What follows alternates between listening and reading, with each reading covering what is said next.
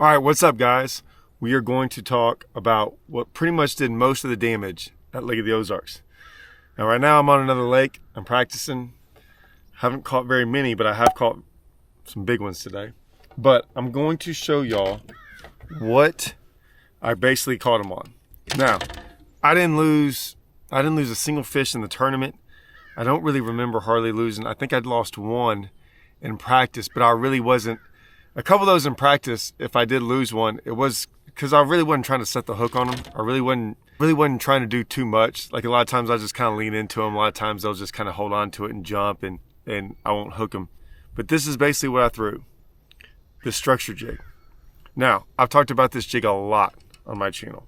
I've made some videos a couple years ago that basically this might be the only jig you ever need.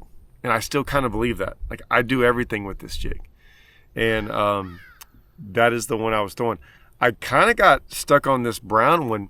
I don't think too much about it this time of the year. I go brown or I go green pumpkin. This is actually peanut butter and jelly. I just go one of those two colors. And I really didn't care. Like, I would go with one time. Wouldn't matter. I'd go with that one time. And then if I broke off, I'd tie the other one. Whichever one I grabbed first. I didn't really care. I did start getting more bites, or I started catching more on that brown one and that PB&J, and I stuck with it. I've got a rage bug on the back. Okay, I kind of bite off the head of the rage bug and then put it on there. I don't really do too much with it. I was cutting the skirt at the beginning of practice. I honestly got tired of cutting the skirt to make it look like a spider jig and just left it like that, and they seemed to eat it just fine like that. I went 3/4 ounce. Reason you go 3/4 ounce is, yes, some of the docks on Lake of the Ozarks, you flip in 4 foot. That is sometimes where the bigger ones are. Problem is, the 3 docks later, you can be sitting in 15. And so I usually go with a little heavier jig. Super easy to skip. I never have a problem skipping this jig. But here's why I throw this jig. Okay?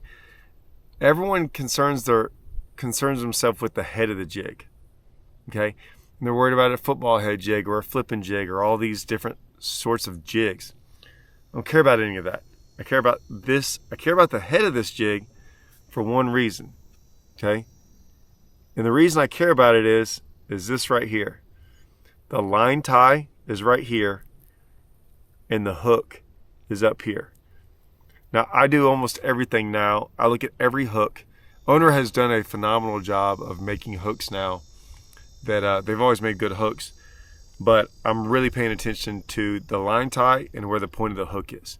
That's why my favorite hook they make is a haymaker, right? And if you look at a haymaker, the line tie and the point of the hook, there's a giant gap there. So you can even have an offset hook, like an EWG type hook, and still get, that extra wide gap hook. And still, most of the EWGs now, the line tie does this. It makes a big loop, and then the hook and the line tie are even. That doesn't give you much of a gap to penetrate the fish. That's why I like this jig, because they put it on the very front of the jig, and you have all that gap. Okay, so just never lose them. I mean, it's pretty simple, guys. I don't go into all this detail and crazy stuff that you need this kind of. I just go into what they're not sitting down there. These fish aren't sitting there looking at the front of your jig, to whether it's a football head jig or a flipping jig or any of that stuff. They're not looking at any of that and deciding whether or not they want to bite it. So if that's not the case, I just want a jig that hooks them good every time. Which leads me to my next point. I actually had like 22 to 25 pound line when I just came down here, and I started getting bit on it, and I never changed. I never saw it create a problem. So I had Sunline, shooter. I'm pretty sure I have 25. I mean, you can't hardly break this stuff. So I was never going to break it. I was throwing around some cables and some brush and stuff. I never broke it the entire time. This is what I was excited about, though. This rod. This is the rod I've been telling you all about. I know it's not out yet, but I finally got to do a whole bunch of work with it. 7'3", heavy, Lews Signature Series Todd Cast line limited edition, right? So I think they're only going to make a couple hundred of these, and that's it. If you notice, and I just say this because I get around, I wasn't talking to a lot of guys at the weigh-in, but I listened, and I was hearing guys going, yeah, I should have had 16, 17 pounds, but I lost them, and this and that. I got to be honest, I wouldn't have had 16 or 17 pounds. I had what I had because I didn't lose any fish. And this rod, the line, the jig, all come together. Watch my rod. I'm gonna show you a whole bunch of hook sets real quick.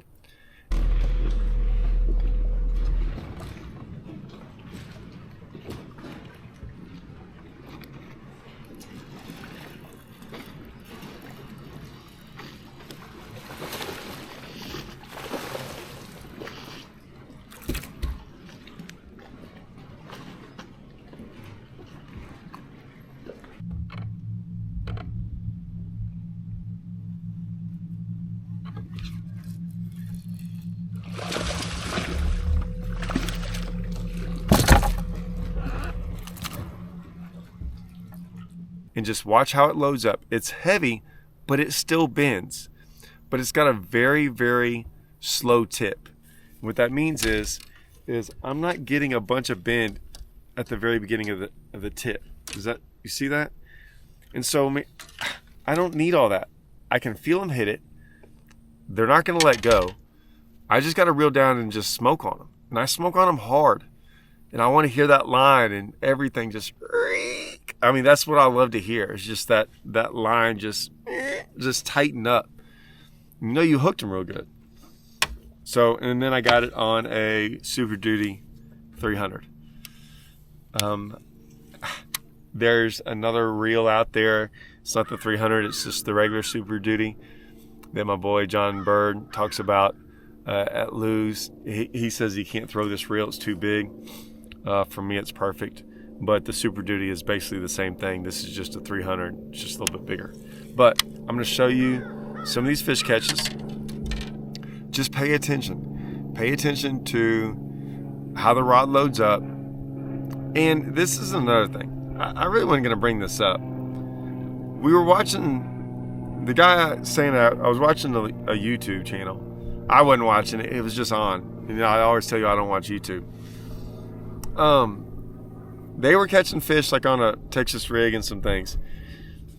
And I've talked about this before. Your rod is the thing that does all the work. And I'll watch guys set the hook and they start moving around doing this. And like they pump it almost like they're in the salt water. Well, if you notice, that's not what you're supposed to do. You're supposed to stay really, really still. In the sense of, you don't want to go to them or away from them. You just want to sit there and hold it. You have the rod because the rod takes up the slack or keeps the pressure on. Every time you go forward, I'll see guys like fight him and drop him and kind of do some of this motion. I'm like, you're giving it slack. Your rod is you're supposed to stay still and let your rod, when the fish does things, it'll bend more or it'll bend less. When it bends less, you reel faster, right? When it bends more, you stop reeling. But for the most part, if you notice, I don't move around a lot. I just reel and let the rod do the work. I mean, we buy a rod, we buy nice rods, let it do the work. You don't need to be doing all that stuff. I watch too many guys lose fish doing that. But here are some fish catches. I'll leave all this stuff in the description. The rod, you're going to have to wait for a couple months. It's going to be out in 2026. But everything else is there. Go check it out at Tackle Warehouse. Yeah, check out these videos.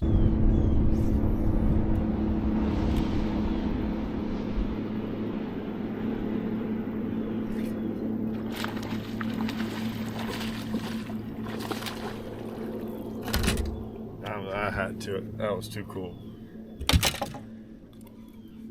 I can still see it up there.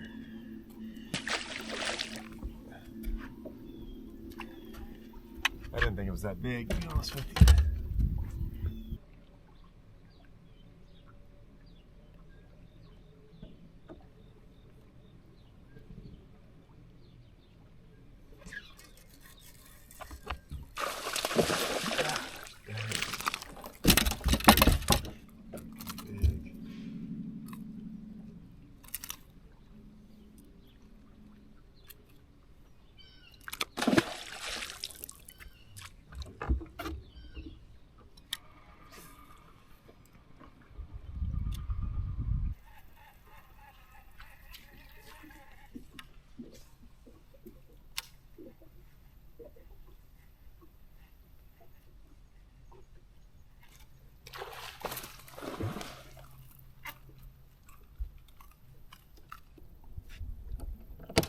All right, so that did the bulk of the work. Remember, I'm going to come out with day 1 and day 2. When I get back home, I'm gonna sit down and work on it really hard, and it's gonna be pretty good.